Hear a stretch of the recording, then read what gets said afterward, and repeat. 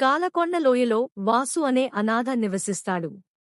అతడు దయగల హృదయం కలవాడు. ఒక అరుదైన చంద్రగ్రహణం సంభవిస్తుంది. గ్రహణం సమయంలో వాసు నది వైపు వెళ్తాడు. అక్కడ చంద్రకాంతి అనే అప్సరసను కలుస్తాడు. తన లోకానికి చెందిన దైవరత్నం చింతామణి దొంగిలించబడిందని, అది అవసరమని ఆమె వెతుకుతోంది. అంధకాసురుడు అనే దుష్టశక్తి చంద్రకాంతి లోకాన్ని బెదిరిస్తున్నాడు. వాసు చంద్రకాంతితో కలిసి అన్వేషణలో చేరతాడు. వారు మంత్రించిన అడవులు, శిథిలాలు, ఉచ్చులను దాటుతారు.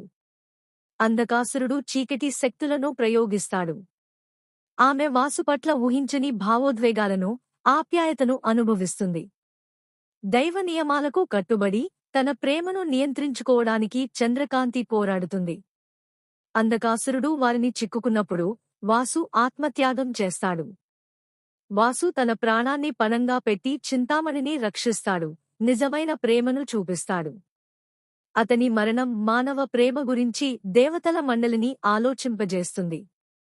దేవలోకం కఠినమైన నియమాలను తిరిగి పరిశీలించి మర్త్యదేవత ప్రేమను అనుమతిస్తుంది.